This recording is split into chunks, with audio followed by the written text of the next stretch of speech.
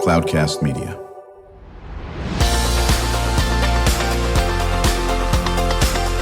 Drew Schlosberg Spotlight on the Community Show, amplifying the voices of social impact organizations, entrepreneurs, local nonprofits, and other community champions who shape the culture, creativity, and connectivity of San Diego. Brought to you by Mission Fed Credit Union, bringing good things to San Diego for over 60 years. Learn more about what is good for you and good for all by visiting www.missionfed.com. I'm Drew Schlosberg of Cloudcast Media. We are so pleased to have in the studio with us Megan Dickerson. She's the director of exhibits for the Birch Aquarium at Scripps Institution of Oceanography. How you doing, Megan? I'm doing so well. How are you? Good. I was going to wear my UCLA shirt. You're a Bruin. That's great. I did not go to school there, but I grew up on the campus. My dad taught medicine there. Really? So, yes, exactly. So go Bruins. You ever go back to campus at all? Yeah, I've been back to a couple reunions. Wrote for the Daily Bruin. So, yeah. A journalist in there. That's good. I love the fact that you got a master's in play and play work. Talk about that. So I was maybe 10 years into my career and I thought I needed to get a master's. And I started looking at public art, I looked at design, and I realized that the common theme in most of my career had been play.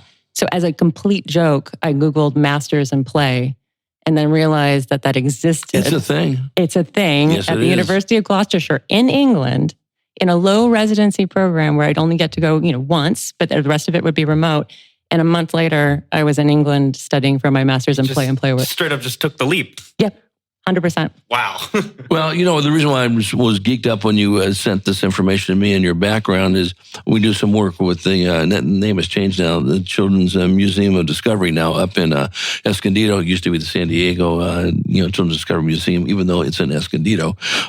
Their whole focus, as you know, is play times 8,000 and all that aspect, which is what we should be doing at these institutes and museums and all that. Go ahead, Brendan. I'm just curious about what is a master's in play? Like if I were considering going into the museum space and I was like looking around at different colleges and I looked at this, how would you convince me to take a glance at this program that you joined? Okay, well, in the context of museums, really, they started off with, individual collectors playing, right? I think this is a cool thing. I want to show it to other people. I'm going to create this collection, right? So play is really at the core of, I think, who we are as people. And if you think back to the thing that you love doing, that you enjoy doing the most when you were a kid, that's probably, there's a through line to who you are now, like who's the core of you. So I think that it's a very philosophical program, right? Thinking about what is play, the theories of play, but then also for children, what does that look like? And how do you create spaces that have what children need to be able to play in the ways that they want to play?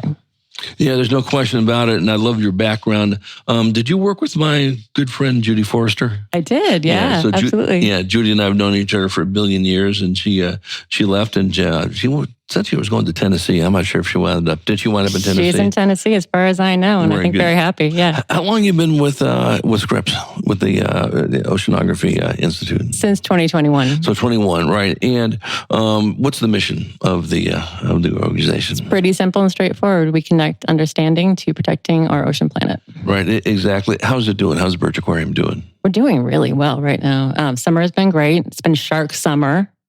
So we've had all sorts of shark experts out. And we just opened Living Seas, which is the major renovation of the Hall of Fishes, which opened in 1992 and really hadn't changed much since then. So we're just enjoying bringing people in, people who've missed seeing our turtle, missed seeing our octopus. It's been a fantastic summer. No, that's terrific. So you've obviously been geeked up about this type of stuff for quite a while. Now, this was a nice transition from the new Children's Museum. What do you love most about in your short stay? It's been 3 years, 4 years, I should say now. What have you loved the most about it? And what has been different and surprised you? Well, I came to San Diego for the new Children's Museum. I was recruited because, I have this background in play and background as a contemporary art curator. So it was a perfect mix. And when I was thinking about making this transition to going to Scripps Oceanography, it really was around how can I make an impact in climate awareness, climate resilience, right? And of course, Scripps Oceanography is known globally as a leader in this. And So I thought, what does that look like to take that background in play and that background in bringing people together in a space where it's more critical than ever that we have that kind of resilience in that community. So that's what I love about being there, is that you get people from all over the world, people who are local. Our volunteers are amazing. Many of them are retired Scripps staff. So at any moment, my joke is that if I have a question about any kind of ocean-related thing, I can just kind of look around, and it's like, on a plane when they ask for like a medical doctor, is there a doctor in the house? I kind of go, is there a Scripps Oceanography doctor in the house? And someone usually will be there to answer my question. And it's amazing. Like, where else can you get that, right? Yeah, no, it's a beautiful, institution. And certainly, I remember when it opened up in 92, I just got hired by the Union Tribune to run a program called Newspaper and Education. And my former sort of colleague, I guess, so to speak, Parker Pike, was now the marketing director for Birch. Do you know Parker at all? No, I don't. And so he goes, Drew, we need to do a program using your newspaper education program with us, and we're going to call it Oceans of Discovery. And we launched that in 1992 and 93. I'm dating myself. I was only 5 years old when we started this. So young, so precocious. Yes, exactly on this aspect. Talk about your work with the schools, K-12 schools, and so forth. We work with 40,000 students every year. Many of them are Title I schools. We're coming for free or very low cost. And we do a lot of work with a seaport program. So we've actually taken students out on boats so that they get to see both what careers are like in the marine sciences, in addition to, dissecting a squid and all sorts of like things like that. So one of my favorite things about being at the aquarium is that it's almost like you'll be quiet for a moment, and then it's almost like a school of fish comes through, but it's a school of kids. Sure. And they're so excited. I mean, I'll tell you one quick story. There was a group from the Coachella Valley, and the teacher said that many of the students who were on this trip had never seen the ocean. This is the first time they were seeing the ocean. And they said, how do we get down to the ocean? Because they're up at Birch. And Birch, if for those who don't know, is up on kind of a hill overlooking the ocean. Best view in San Diego, but it's not right on the beach. And so we gave them instructions, and they went down, and I saw them later down at the pier, below the pier. And just these students who are touching the ocean for the first time. I'm so glad you brought that up. We're talking to Megan Dickerson. She's the director of exhibits for the Birch Aquarium at Scripps Institution of Oceanography. I'm Drew Schlosberg of Cloudcast Media, listening to another edition of Drew Schlosberg Spotlight on the Community Show. We are the nation's longest running community podcast, now in our 19th year, brought to you by Mission Fed Credit Union. 6 decades of doing cool things, focus on literacy, focusing on food insecurity, art, everything in between, joined by my colleague, associate producer of the Spotlight Show, Brandon and Joe. When you mentioned about the kids coming from Coachella Valley, first time they've seen the ocean, we talk about this all the time, and Brandon's going to be nodding his head. He's been on the show, quite working with some of our guests. The amount of kids in San Diego County, obviously in Coachella Valley as well, that have never been to the beach, have never been to the mountains, have never been to the desert, never been to a Padre game, have never been to a museum, never lose sight that there's a lot of kids that fall into that, and you don't as well. And I think people just take it for granted. Well, of course people have been to the beach in San Diego County. Not necessarily. Now you've opened up, at least with the kids in Coachella Valley, and no different than the ones in San Diego County, you've opened up that experience. That must be so much of a joy to you, to your staff, and to the scientists. Talk about that. Oh, yeah. I mean, I grew up in Southern California and visited the ocean maybe once or twice a year, and I think there's also this idea of blue mind. I don't know if you've heard of this, right? That looking at the ocean, looking at a body of water or a lake, just a large body of water, can have the impact on your brain that meditation does, right? And I feel like, coming to Scripps and being here and looking at the ocean every day, even my own mental health has been impacted by that positively, right? So I think about all these students coming, camps. We had camps over the summer, and I would go down, and I spent a lot of time on the Scripps Oceanography campus, and I'd see them coming back from snorkeling and seeing a leopard shark for the first time. So I think there is an equity question about access to the ocean, who gets to go to the ocean, who gets to see the ocean. I think about our $1 billion view, right? Is what you can see from the aquarium, that view is only afforded mostly to people who have $1 billion homes. Right. That's right. So I think that one of the things I'm most proud of, and I was part of starting this at Boston Children's Museum years ago, but is the Museums for All program. So if you have a SNAP or EBT card, you can show that and you can get in for $3. And you can also bring other people in your party. So people are using that. Sometimes it's a grandparent who has benefits and then can get in the grandkids and a neighbor, right? So that's the kind of feel that we want, this like third place feel. Yeah, we come back from break. Megan, I want to talk more about access. Definitely talk more about living seas and so forth. Some challenges that we hope our listeners can help you work with. And we always save time in the second half of the podcast. What can our listeners do to support your efforts? Volunteer, contribute money, do a hopscotch. I haven't done hopscotch in a long time, actually. I might sign you up for that now, though. You said it out loud. You are the play person. So this is why I brought that up. We return with Megan Dickerson. She's the director of exhibits for the Birch Aquarium at Scripps Institution of Oceanography. I'm Drew Schlosberg with Cloudcast Media, and we will be right back. When you do your banking with Mission Fed, you get great rates on auto and home loans. That's good for you, but something good also happens for a lot of other people. We're not for profit, so we put money back into the community to help lots of great nonprofits to keep San Diego strong. So you're not just getting something good, you're doing something good. Come to Mission Fed. It's banking that's good for all. Brand amplification is the DNA of Cloudcast Media, and our code is the powerful blending of sound, voice, and storytelling to lift local brands and their communities. Whether it is our Brandcast, Schoolcast, or Causecast platforms, the unifying ethos is all about this community, the one you call home. If you dare to dream and want to explore the brand amplification of Cloudcast, a national leader in local podcasting and other Winfluence strategies, please visit us at cloudcast.us.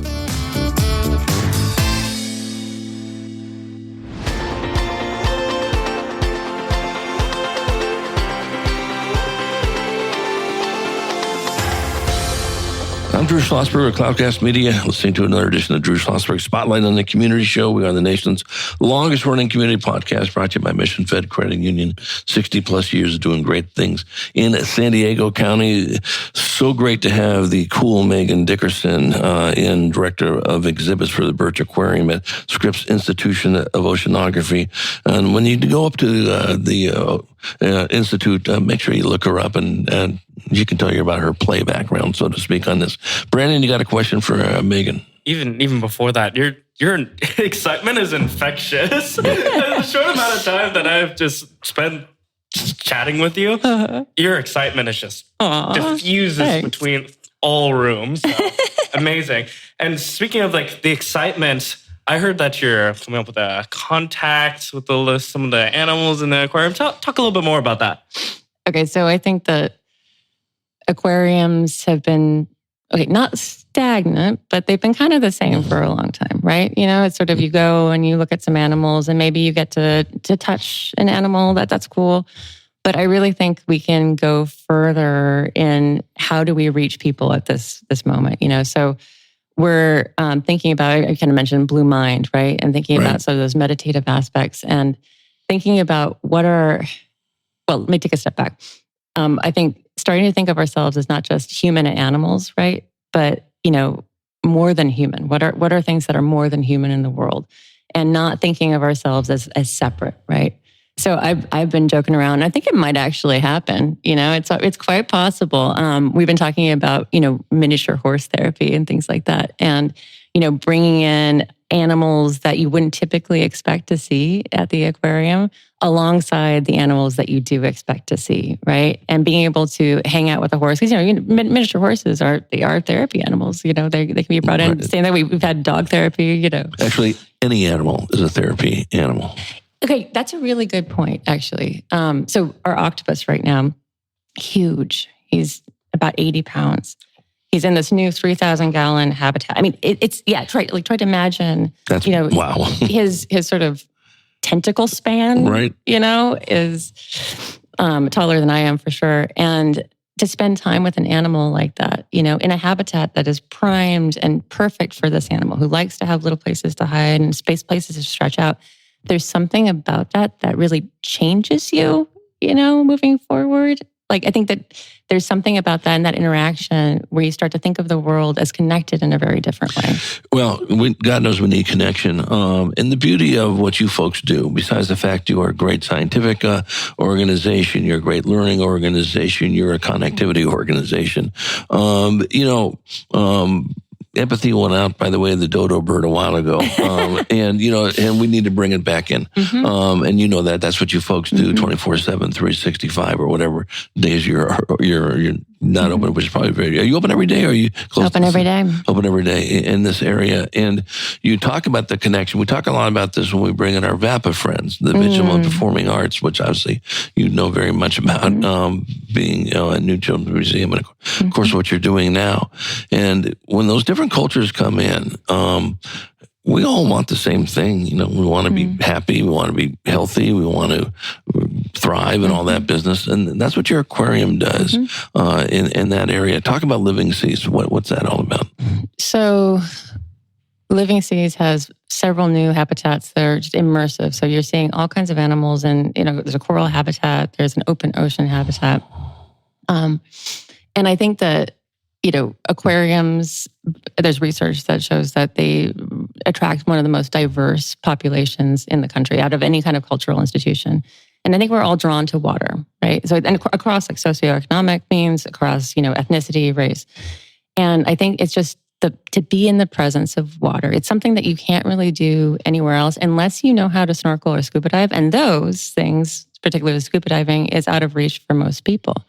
And so one of my favorite spaces, there's a blue velvet couch that's across from our new open ocean habitat. And in the open ocean habitat, there are sardines that are schooling. It's so beautiful. And they take different shape, and there's a slight disturbance. Another fish will go through and they will completely respond. Or the turtle. We have a giant loggerhead sea turtle in there and she'll move through. And just sitting there and watching that, it's this idea of collectivism. It's like watching like a murmur of sparrows, or it's just these beautiful natural phenomenon. Now, are the sardines, are they in a cylindrical type of area? Okay. No, they used to be. So yes. Now, I'm dating myself again, Brandon. So they used to be, and all of a sudden you just go, "What are all those?" I mean, you basically couldn't even see anything else but the sardines. So they're in a different environment. They're in a new environment. They were in a cylinder, and they're kind of going in just one pattern. And so now you're seeing them in all these different patterns, and you're seeing that alongside strangers, right? And people start to talk to each other. There's also a really fun thing with it's a sort of concave opening to the tank. And so if you stand on one side, you can whisper and hear somebody on the other side. It's sort of a unexpected thing. And as a play person, I love these unexpected affordances. So you can go over there and be like on one side of the habitat going, psh, psh, psh, psh, and then somebody else can hear you, We also have lots of sound that we've added because people often think about the ocean as this silent place because we see, in an aquarium or a nature documentary, but it's full of sound. And that's one of the ways that Scripps Oceanography researchers monitor the health of, for example, a giant kelp forest. What sounds are they hearing from Garibaldi or midshipman fish or all these other things? So now you can hear the sound of a pistol shrimp and you can hear the sound of damselfish in our coral habitat. It's really different, right? Right. Talk about some of the challenges. I think that, like we talked about before, people are more, divided than ever. And on the way here, we were talking about third places and the idea that there are fewer places where people from all these different backgrounds are coming together. And, you see people of like various political affiliations advertised on what they're wearing, while they're there at the aquarium, but they're all together and they're looking at a turtle. So I think the challenge is, still thinking about the funding landscape, thinking about, what's going to happen in the next few years. How do we make sure that we are accessible so that we get that critical mass Our donors are very important in that. Right. Well, I think in this day and age, for anybody who has been to, whether it's Birch Aquarium or my brother lives in Monterey, so nice. He's walking distance from that aquarium. Oh, beautiful. Exactly, and or any the beautiful museums we have in Balboa Park. Anybody who has experienced that, and more importantly, has watched through their kids' eyes of when they light up when they see a starfish or a seahorse or whatever the case may be, need to be relentlessly passionate about working with their congressperson on making sure the science budgets aren't cut, and that these opportunities are going to be around for 7 billion organizations. It's not a political statement; it's a life statement in that area. Yeah. So, Megan, what can our listeners do to support your effort? Can they volunteer? Can they donate? Can they, you name it? Whatever they can do. I mean, like you said, advocate for science. I think working at Scripps Oceanography has exposed me to. I know the people who were measuring the surge on July 29th when we were monitoring, whether the tsunami would be hitting, right? I know the people who are setting up cameras throughout wild areas to monitor wildfires so that they can catch it the minute that smoke starts to come up. Right? So these people are our neighbors. They are working so hard. And I think just really paying attention to that. Coming to the aquarium is part of that, because we are part of Scripps Oceanography. So by supporting Birch Aquarium, you're supporting this larger infrastructure of people who are doing really good work. Like, look for the helpers, right? Like Mr. Rogers said, in times of crisis, look for the people who are helping. And Scripps Oceanography scientists are the people who are really helping. Yeah, they are. And by just supporting it, the folks, whether you're coming from Coachella Valley or you're coming from San Diego County, it's so critical, in this area. So are there things that are coming up that are going to be so important for people to see? Do you have new exhibits that are coming? Do you have, I remember I used to go to concerts up there. Yeah. You guys, the Green Flash. Right. And so forth. What else is coming up on the pike? Well, we are working on a new exhibit called Meditation Ocean Aquarius Reef Face. And it's going to be an immersive space that will take you into this deep sea, not deep sea, but 60 feet under the water Aquarius base in Florida, where in the Keys, where you could go and stay saturation diving, right? You stay underwater for 2 weeks. And we're going to take you into that world and explain who's gone to that space. And then we'll also have some spaces for meditation in that space. One of the artists who's involved, Hope Ginsberg, has filmed researchers meditating in the spaces where they do their research. So underwater in full scuba gear. So it's kind of like you watch these bubbles coming out of their, scuba gear. And there's just something about that where it's kind of like we were talking about, this moment where so much is changing, but we have to stop and reflect and kind of be together in that moment. So we're really excited about that exhibit. Lots more coming up. I mean, Living Seas is still so new. And one of the things that's cool about it is we have new digital signage. So we're changing every day. There's a big discovery recently about sunflower sea stars and the bacteria that has been causing the sea star wasting disease. It's just decimated the population. So now you can go and you can, on our screens, breaking news that shows up the day before, you're going to be able to read about it at Living Seas. Brandon, it's always said when we have a guest in that's not enthusiastic like Megan. So I think it's been wonderful chatting with you. This won't be the last time you're on. Make a promise that you'll come back on. You have too much of content to share. They're not coming on. Maybe bringing in an educator, a K-12, possibly even a student, and a parent that has benefited from it. Because I think we can't talk enough about what you folks are doing at the aquarium in that space, and I can't think of his name right now because I'm old and feeble. But there was a gentleman on sitting where you are right now from UCSD, listening to waves. And do you know who that person is? John Hildebrand or Brandon, you remember his name? I can't remember his name. And you know what?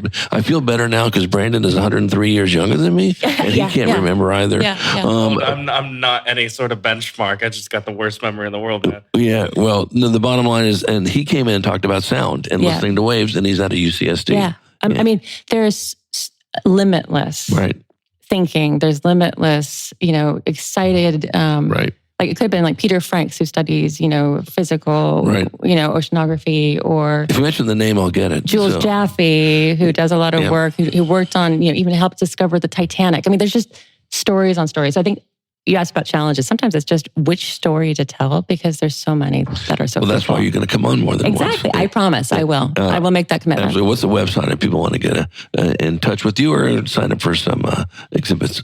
Well, you go to birchaquarium.ucsd. Yeah. All you have to do is Google Birch Aquarium. Yeah. I was going to say. I was like, sometimes we're a little complicated with our UCSD affiliation, but yeah. Yeah, absolutely. that sounds good. Megan Dickerson, what a pleasure chatting with you. She is the director of exhibits for the Birch Aquarium at Scripps Institution of Oceanography. I'm Drew Schlosberg. You've been listening to another edition of Drew Schlosberg Spotlight on the Community Show. We are the nation's longest running community podcast. Brought to you by Mission Fed Credit Union, 6 decades of doing great things in San Diego County. And to our listeners, we hope you enjoyed the interview.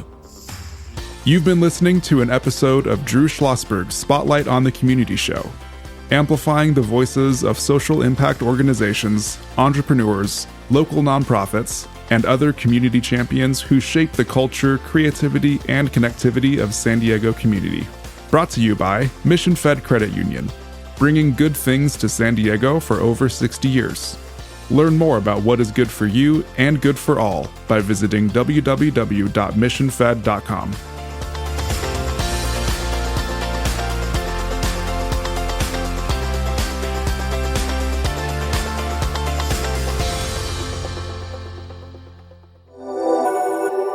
Cloudcast Media.